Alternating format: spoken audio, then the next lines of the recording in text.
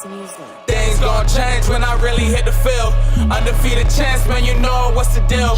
Tryna find a kid, I'm in the field doing drills. Boy, you just a sucker, you ain't never keep it real. 3 rings in my hand, I'm a warrior to the max. When I hang it up, they gon' have to give me plaques. Step up in the building and I only bring the facts. When I make a highlight, they gon' replay, run it back. Okay, always locked in, now I don't got time to lax. Saying he the best, he could take a lap. Batted 1,000 when you check the stats. Boy, is you ready? You ain't gotta ask.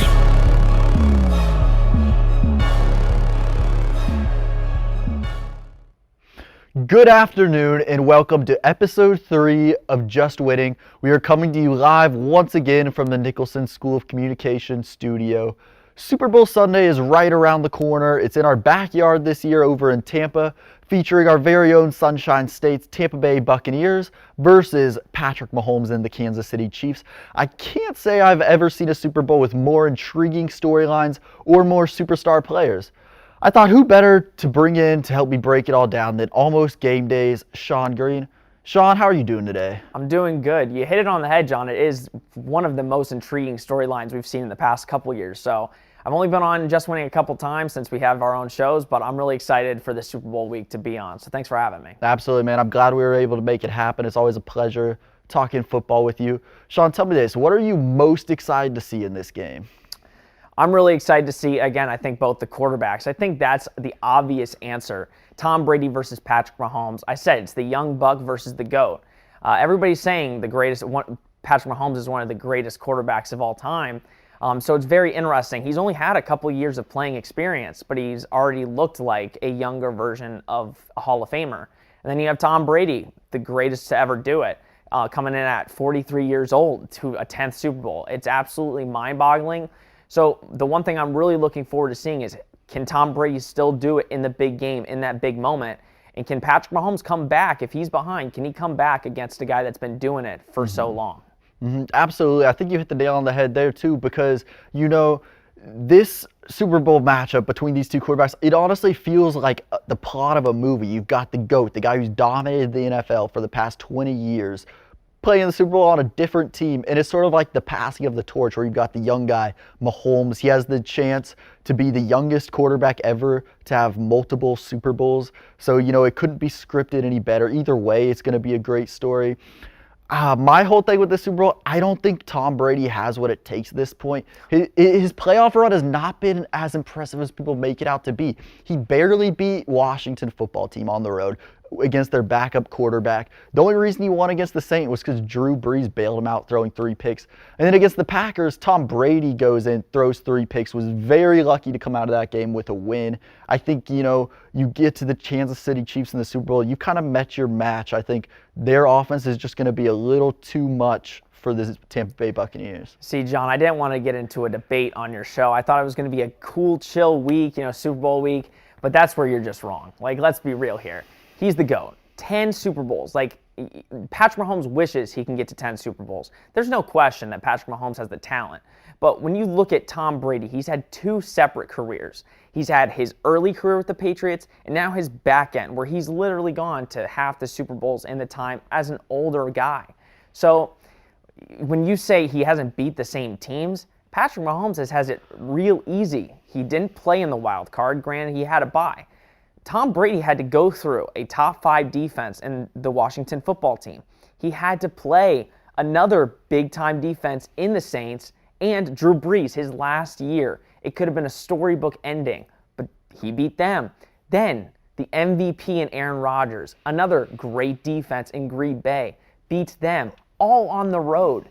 So to say that Tom Brady, you just think this is too much, if he beats the Chiefs, this is the greatest run for a quarterback in the history of the National Football League, already with the greatest quarterback of all time. Listen, if he beats the Chiefs, you're right. It is the greatest run ever. Thing is, he's not going to beat the Chiefs. I agree with you. Tom Brady, he is the greatest quarterback ever. He's had the greatest career ever. He's had multiple successful careers in his one career.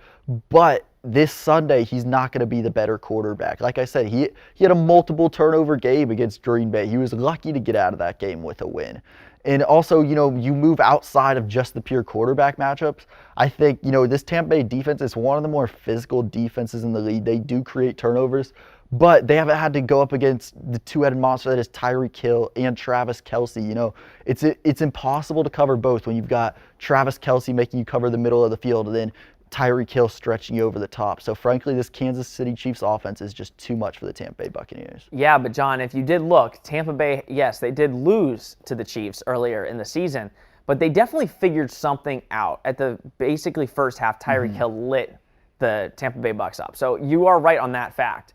But if you looked into that second half, the Chiefs couldn't get anything going. It looked like Tampa Bay found that defense. They found what they were doing on offense, and they made that game close. It was a 3-point win for the Chiefs. So the notion that you don't think, the Tampa Bay Bucs can keep up with guys like Hill or Kelce, they've proven they can. It's just if they need to put a full game together, it's not going to be easy. They've proven they can do it for a half. Okay, it's going to take more than doing it for a half if you're going to do it this Sunday. And the Chiefs also have figured a lot out since then. They're playing a lot better. The Bucs are playing a lot better. That's why I will say I do think this is going to be an all-time classic Super Bowl. So I can't wait for that. But Kelce and Hill, too much for this Buc. I think it's the opposite. I think the Chiefs have kind of digressed as the season's gone along, and I think the Bucs have really shown themselves. Trust me, I wanted the Bucs to be as bad as anybody else. Trust me, I did. I didn't want Tom to get to another Super Bowl. Now I'm rooting for the guy because look at him. Like, the Bucs have become the better team. It's just shown. Tom Brady makes his teams better as the season progresses. You could tell the Chiefs every week doing the same things. They just don't do it at as high a rate. That defense is not as good as the Bucs. I don't think that Chiefs defense can hold Tom Brady for an entire 4 quarters. Now, how they're playing. Mike Evans, who can guard Mike Evans, Chris Godwin, Rob Gronkowski? If you want to talk about the Chiefs offense, we could talk about the Bucs weapons that they have. Please, that was my next question for you. If you have the Bucs winning, they're going to have to put up a lot of points to keep up with this Chiefs offense. What is the key for the Bucs offense in this game? Well, I think it's very evident you need to keep up with the Chiefs offense. That's the key. And luckily, the Chiefs defense isn't as stacked as the Bucs defense. So Brady's going to be able to get the throws in. Now, the running game, that's another question. We haven't seen the Bucs really run the ball at a great rate in the playoffs, so they kind of have to figure that out. Ronald Jones has been kind of injured, but the Chiefs defense especially, they give up plays. Their one big player is Chris Jones in the middle. If Chris Jones isn't sacking Tom Brady's going to have the time in the pocket to make the throws he needs to make. Plus, they're playing at their home stadium. So Tom's been there all year, playing in this weather, playing in the stadium. The Tampa Bay Bucs have everything they need to beat the Chiefs. But if they don't keep up with the points, it's not going to go well for them. Yeah, absolutely. I agree. I think the Bucs have to commit to the run game. They can't get down early, and if they can get Leonard Fournette going, Ronald Jones, he had an extra week to get more healthy. So if they can run the ball, they've got a chance to stay in this game. But if the Chiefs can stop this run game, I think this is going to get very, very ugly. It could, and there's no question. This could go 3 ways, and it's just like every single football game. Chiefs blow out the Bucs, Bucs blow out the Chiefs, or it's a really close, tight football game. And when Tom Brady is quarterbacking a team in the Super Bowl, you could probably bet the house the game's going to be pretty close. So it's going to be coming down to this coaching matchup. I think Andy Reid is a much better coach than Bruce Arians. I can agree with you on that. I think the Chiefs have the much better roster. But, like I said, it comes down to how they are in the specific time in the season. And right now, I just am not that impressed with how the Chiefs have got to the Super Bowl. So we look at all those things. And trust me, it's going to be a hell of a game. I think everybody in America is excited to see this. I don't know when we're going to see a quarterback matchup like this again, because usually there's always a really big star quarterback, and then there's like another quarterback that's not as big. This, you're getting 2 of the top quarterbacks ever. So it'll be intriguing to see. That's what we should be looking at. We're more excited to see the quarterbacks, but I don't agree with you. I think the Bucs are going to win, and Brady's going to win another Super Bowl. Yeah, I'm glad you brought up the coaches. I think, it's really cool to see you have 2 offensive coaches, 2 coaches who are sort of known to be quarterback whisperers, and Andy Reid and Bruce Arians. And then on the Bucs side, Bruce Arians even came out and said he's letting Tom Brady coach. So it's like they've got a coach on the field in Tom Brady. I almost give the coaching edge to the Bucs for that reason. But I think, the Chiefs receiving core, having Patrick Mahomes, it's going to be a little too much. I think the Bucs receiving core, it's been a little unreliable because Godwin has, had some struggles with drops as of late, really all season.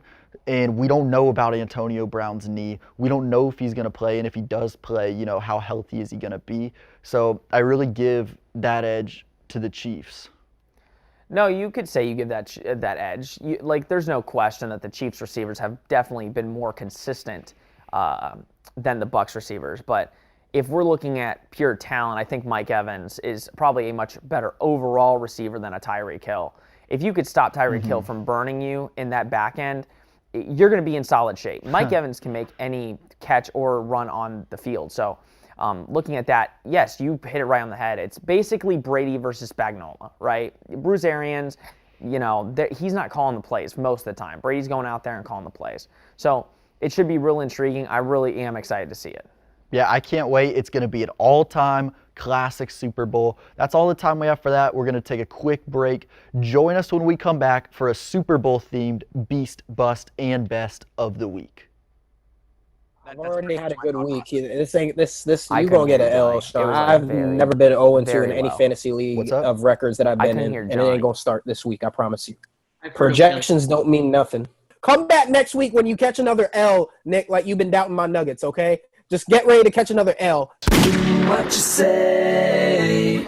Oh, that you only meant well, 'cause you did. What you say? That it's all for the best, 'cause it is. What you say? That it's just what we need. You decided this. What you say? What did she say? I am absolutely flabbergasted and shocked, frankly, that the Rams are the underdogs. I say the Rams win at +2.5. It's not even close. Bet the house on the Rams. The Bills lose this one. I don't know why. It confuses me. I don't know. What you say? Oh, that you only meant well, 'cause you did. What you say? That it's all for the best. The Astros are going to cry. They're going to lose in 4, and they're going to go home, and they're going to cry and think about what they've done. What you say? Oh, that you only meant well, 'cause you did. What you say?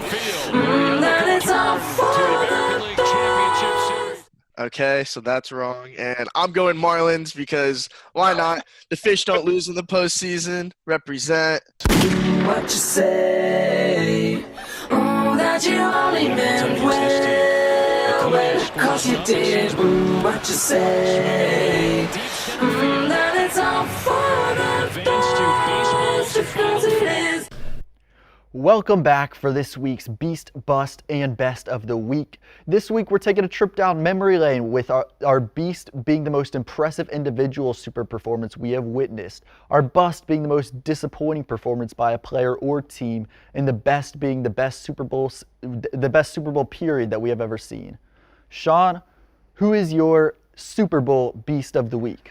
See, I have to go back to 2014. I wouldn't say this player had the best overall game, but he made the play of a lifetime, probably the play of a century, and that's Malcolm Butler's 2014 game-clinching interception against the Seahawks. The Seahawks were bound to score. Everybody knows the play. They could have given the ball to Marshawn Lynch on the 1-yard line, but they wanted Russell Wilson to be the king. They wanted him to get the MVP, so they threw it, and Malcolm Butler made the play of his career. And it's just shown that the Patriots started their second dynasty after that game. That game was a whirlwind. If you remember that game, it was a back-and-forth battle. The Patriots were down 24-14 going into the game, or going into the fourth quarter, and Tom Brady pulled them out. But without that play, the Patriots lose that game because there wasn't pretty much any time on the clock. It was a crazy game. The Seahawks were getting talked about as like the best defense ever. Remember, Legion of Boom era, Cam Chancellor, Richard Sherman, like those guys were beasts. And when we're talking about beasts of the week, it stinks for them because I'm giving it to Malcolm Butler. They could have won the game, but he threw it on the 1-yard line. Yeah, absolutely, man. That's one of my favorite Super Bowl memories. It's one of those plays where you remember exactly where you were sitting when it happened. And it's an excellent beast too, because if it's not for that interception, I wouldn't even know the name Malcolm Butler. Nobody would. Yeah, nobody would. But it's like, and then you got the storyline where it's like, this was supposed to be the start of the Seahawks dynasty. And then what happens? It's the start of the Patriots' second dynasty, as you touched on. And then after the game, you have Pete Carroll saying he doesn't regret the play call. He doesn't regret running it, which I will give him this. If you go back and look, Marshawn Lynch, people think of him as a good goal line back because he is a power back. But his statistically, he was not a great goal line back that season. It just was a freak play, one of those things. But absolutely one of the greatest plays, one of the greatest Super Bowl beasts I've ever seen. My Super Bowl beast of the week, I'm going with Nick Foles. In the Super Bowl against the Patriots for the Philadelphia Eagles. It was one of the craziest things I've ever seen because, here you've got Carson Wentz on a tear with the Eagles all season. He's the front runner for NFL MVP. He goes down, gets injured. They put Nick Foles in as the starter. I thought the Eagles were done at this point, but he leads them, tears through the NFC playoffs, gets to the Super Bowl. Once he gets to the Super Bowl, I said, Tom Brady, he's thinking right now, this is going to be the easiest Super Bowl win of my life, because you don't have Eli Manning coming out of that tunnel. You have a backup quarterback with the Philadelphia Eagles who has no business even being there. And what does he do? He leads them out to a win, wins Super Bowl MVP, probably the greatest backup quarterback of all time for that performance. You just had to bring it up. Huh? You just had to stick the knife in a little more. No, it was an incredible performance. The Patriots should have won the game. We're not going to get into too much of that, but it was Nick Foles. Listen, it just shows you after that game what he's actually done. He hasn't really done anything after that game. It just showed you that Eagles team was a perfect combination of you had the receivers, you had the defense, and then your top quarterback goes out. And Carson Wentz was going to be the MVP that year if he played every single game.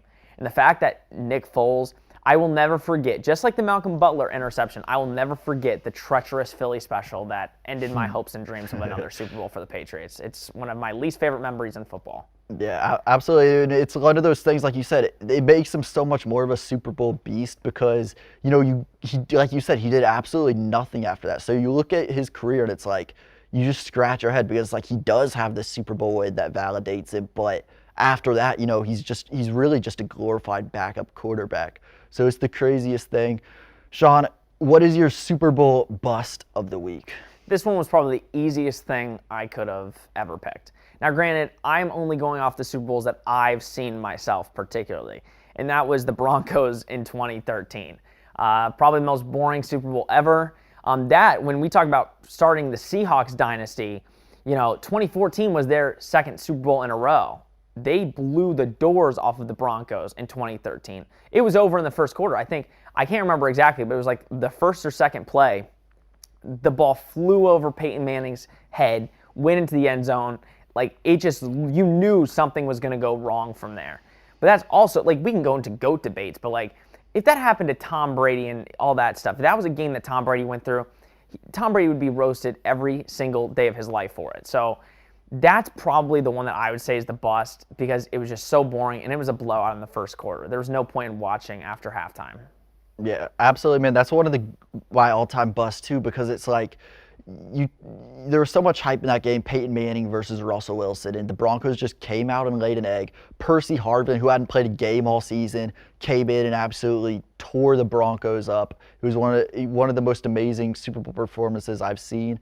And, like you said, if Tom Brady had that Super Bowl performance like Peyton Manning had, he'd be still written off to this day. My Super Bowl bust of the week, I'm going with a different Broncos Super Bowl that they were on the other side of. Super Bowl 50, my bust is Cam Newton and the Carolina Panthers. Cam Newton, that season was the regular season MVP. He'd been on a tear all season long. We finally, had a superstar at quarterback that wasn't named Tom Brady, that wasn't named Peyton Manning, Drew Brees, or Aaron Rodgers. He tears through the NFC playoffs, and then absolutely one of the worst Super Bowl performances I've ever seen by a quarterback. First quarter, he has a sack stripped fumble by Von Miller that ends in a Broncos touchdown. And Cam Newton has never been the same quarterback ever since. Went on to throw an interception in that game. gave Peyton Manning his second Super Bowl. So Cam Newton and the Carolina Panthers are my Super Bowl bust of the week. That's also a good one. But if you look at Super Bowls over the past, I don't know, 10 years, usually when the quarterback that wins the MVP that season goes into the Super Bowl, they usually don't win it. You can like go down the list. So it's very intriguing, especially because, yeah, I remember the hype around Carolina. I think they lost one regular season game, go into the playoffs, win out. Then they faced the Broncos. And think about it. If Cam Newton just played decent, the Carolina Panthers win that game because Peyton Manning didn't do anything to win that game for the Broncos. It was the Broncos defense. So if Cam just played average, that's a maybe overtime game or the Panthers win it. But it just shows you how good that Broncos team was that year. Just the defense. The offense, But that defense shut down an MVP Cam Newton, a scary MVP Cam Newton. So, yeah, that's a good bust of the week. That was good. Yeah, absolutely. And I'm glad you touched on the Broncos side, too, because it was really a bust of a game altogether because it wasn't like there was great quarterback play on the Broncos side. This wasn't the Peyton Manning we grew up watching. This was like a grandpa wheeled out there in a wheelchair riddled with arthritis. Like, this was not, prime Peyton Manning. So he does have 2 Super Bowls, but it's like, he had been benched earlier in the season for Brock Osweiler. So he was smart to retire. Like, he knew. He's like, I am done. I am not playing anymore. I got a Super Bowl. Thank you for carrying me to that Super Bowl. I'm done. I'm too old. I can't throw the ball anymore. Think about it. They started Brock Osweiler over him, just like you said. The man was out of the league that next year. He got signed by the Houston Texans, and literally after 3 games as a starter, they said, no more Brock Osweiler. We're done with this guy. $70 million later. Good job to the Houston Texans, per usual. But that's incredible. That's definitely a bust for sure. Yeah, absolutely. It's like if you get benched by Brock Osweiler, that's a pretty good indication it's time to hang up the cleats. Sean, what is your all-time best Super Bowl of the week? If anybody doesn't say the Patriots versus Falcons in 2016, I don't know what kind of football you watch. To be able to go down 28-3 and come back and win the game against, in the last decade, probably a top 3 offense all time. The Falcons offense was practically unstoppable throughout the regular season. You have MVP Matt Ryan, Julio, crazy offense, Dan Quinn, young head coach of the Falcons. The Patriots come in, just don't play good at all in the first half. And then to have Tom Brady in that Patriots offense, and then Dante Hightower with that sack on Matt Ryan, and that Patriots defense come back and beat the Falcons 34-28. It's one of those football moments, like you said with the Malcolm Butler thing. I will never forget where I was just watching it unfold. To be completely frank, I was probably putting my face into a pillow for most of that second half, thinking I was going to jinx if I watched the game. So I remember that game like it was yesterday. That's the greatest Super Bowl in my life and probably of all time. Yeah, absolutely. That Super Bowl right there was the Super Bowl where I declared Tom Brady the GOAT. 28-3, it was over at halftime. Matt Ryan was about to win the Super Bowl. Julio Jones was about to get his first ring. And then, who knows the rhyme or reason, Tom Brady just came out a different man in the second half. My best Super Bowl of all time, I'm dialing it back to 2008, Steelers versus Cardinals. The storylines were huge. You had, Ben Roethlisberger, who was kind of a villain at that time. And then you had Kurt Warner, who, everybody loved. He was sort of the underdog story. He was once stocking groceries. Now he's playing quarterback in the Super Bowl. And then you've got Larry Fitzgerald. On the Steelers side, you've got Polamalu and James Harrison. It was, one of the best Super Bowls I've seen. 2 of the best plays I've ever seen in a Super Bowl with the James Harrison pick 6 from end zone to end zone, and the Santonio Holmes toe tap catch. At Pop Warner practice the next day, we were all practicing toe tap catches, yelling Santonio Holmes. It was almost like the Odell Beckham before Odell Beckham. No, like I remember that Super Bowl too, and it was almost like the one of the greatest dynasties, one of the greatest teams in NFL history with the Steelers. It sure was. Unfortunately, that is all the time we have for Beast, Bust, and Best of the Week. Thank you for joining us. We'll be right back after this break. Yo, guys, I can't even imagine what it's like to be a Saints fan right now. Dude, I'd be so guys, mad. I can't believe that ridiculous no call. Bro, I'm puzzled. If they would have made that call, who do you think would have been in the Super Bowl? The Saints would have been in the Super Bowl. Come on now. The refs, they need to be punished. Oh, hey guys. Did you see my missed call last week? Could have sent that team to the championship. I guess not. I can't take this anymore. What's up with this guy?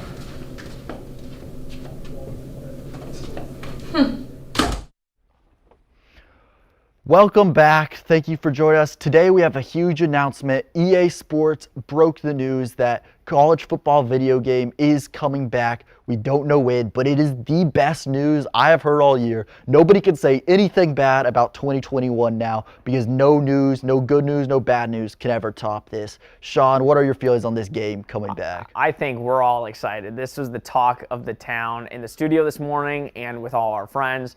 We're just excited to get an NCAA football game. It's been so long to be able to play another game besides Madden, especially with college football players, to be able to play as UCF in the Bounce House, Zombie Nation. It's going to be a thrill. I'm so excited. I hope it comes out this year, but I'm assuming it's going to come out next year. Let me ask you this, Sean. If it comes out this year, which quarterback would you be most excited to play with? I think we were talking about it before. If we were talking about the quarterbacks who are in this previous season, I would have gone Zach Wilson. I think he's just, you want a guy that can run and throw at the same time. And Zach Wilson, that speed's probably quick. The throw power is probably high. So I would probably go Zach Wilson. What about you? I'm going Justin Fields. You know, I think he's going to have the arm strength. He's going to have so many athletes around him, it won't even be fair. I think his speed rating is going to be close, maybe a little higher than Zach Wilson. So I'm definitely got to go Justin Fields right there. That's actually a pretty intriguing. I would love to see Ohio State versus Utah, or BYU. BYU. Yeah, I'm thinking same colors. Yeah. That should be an interesting matchup. I'd get my doors blown off with Ohio State, but trust me, we're just excited to have the game back. Like, imagine to be able to play as UCF, Dylan Gabriel. Don't know the head coach yet, but you know. That'll be an interesting. Don't know the head coach. If I'm making a dynasty, I'll tell you what I'm doing. I'm bringing Scott Frost back to UCF. We're going to get the dynasty back going. We're going to get more national championships. We're not even going to have to claim them. We're going to get the real deal. We're going to get the college football playoff national championship. It will be virtual. It won't be the real thing, but it'll be almost just as sweet. Yep, that'll be an interesting one. I'd never heard of that one, but hey, who knows? Maybe the new head coach will be really good. You won't even have to make Scott Frost, so. That's an option too. That's certainly optimistic of you. That's definitely best case scenario. I can't wait to play the game. I know you can't either. I'm sure you at home can't. Thank you everyone for joining us today. Stay on the lookout for more content on our YouTube page, Hitting the Field, and on this Friday, Almost Game Day with Sean Green. We'll be live in the studio. Signing off for now, I'm John Whitley, and we will see you next time on Just Winning.